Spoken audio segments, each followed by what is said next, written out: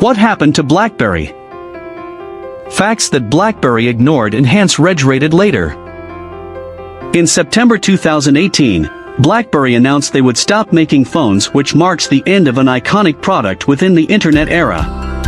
There was a time where everyone had a BlackBerry, and BlackBerry's messaging service BBM was the WhatsApp of today. The once cultural phenomenon has since been taken over by the likes of Apple and Samsung, leaving BlackBerry with just 0.3% of the smartphone market. So what actually led to the downfall of BlackBerry? Facts that BlackBerry ignored and hence reg-rated later. 1. Ignoring touchscreen. A key reason to BlackBerry's failure is their ignorance in choosing to stick with the QWERTY keyboard, whilst leaders like Apple provided a full touchscreen interface to which consumers preferred. Although previously BlackBerries had been popular due to their ease of use with instant messaging and firing off quick emails through the keyboard and scrolling ball. In today's age, phones are virtual and augmented reality tools. They're for taking and sharing photos, video chatting, playing games, and so much more. Even within text boxes, we're using emojis, stickers, voice typing, GIFs, and 1,000 other things you can't do with 3 rows of hardware QWERTY keys. 2. Bad designs. Another major issue with BlackBerry was its horrible phone design. Examples such as the BlackBerry Priv and BlackBerry Key 1 showcase their resistance to change. Maintaining their keyboard within the phone carries dead weight. The hybrid design is unnecessary, one keyboard is enough, and having the option of a typing keyboard seems somewhat redundant. Whilst the likes of Apple were innovating, tweaking, and examining every aspect of the iPhone, BlackBerry's phones were heavy, clunky, and never looked nice. Whilst you look at an iPhone, and it makes you want to pick it up, it's sleek, slender, and looks beautiful. 3. BBM stubbornness. BBM helped capture the younger teenage audience with its faster approach to messaging and made texting appear boring. Features such as status updates, pinging a user, and groups were really interesting features BBM users had at a time where instant messaging was limited. Yet when BlackBerry started free-falling through the market, they thought BBM would save them. Rather than let BBM be installed on other devices, they continued to make it a BlackBerry exclusive. They eventually changed their mind, but by then it was too late. WhatsApp, Kik, and iMessage were already dominating. 4. Insistence on BlackBerry's OS. Smartphones became a huge thing because of the ability to install any kind of app you want and transform your phone to something magical, instantly.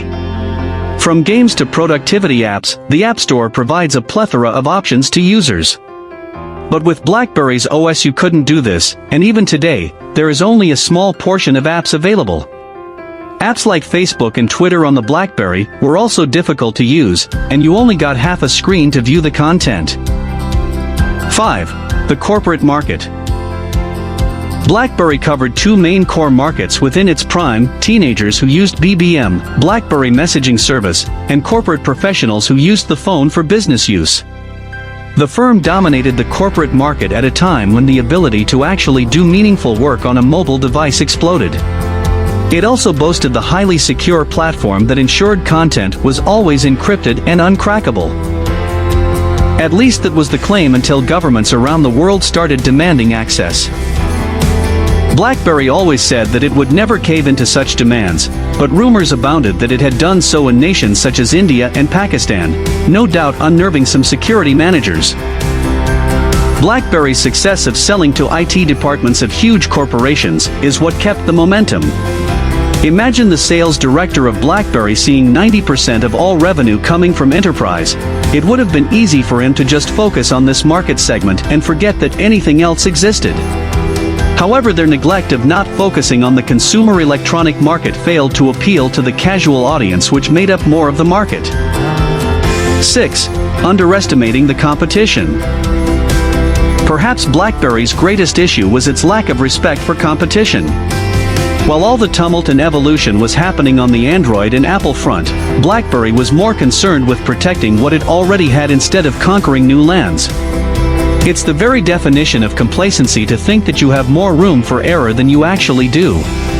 And that was BlackBerry, a company that knew it had a lot of assets and advantages, and therefore exhibited a reluctance to embrace change and a consistent smugness about what it had already accomplished. A prime example of its reluctance for change is things like keeping BBM locked down to its own hardware in a world where the cross-platform WhatsApp grew into a $19 billion business. Conclusion. To conclude, BlackBerry was once the Apple of today, but due to its arrogance and stubbornness to change has led to the downfall of the phone. It is a great example that if you are not willing to try improve, push boundaries especially within the technology market, you will get left behind. The bold move for Apple to get rid of the headphone jack was risky, but is now a feature of modern phones. This is the type of action BlackBerry should have been making when its product was in its prime.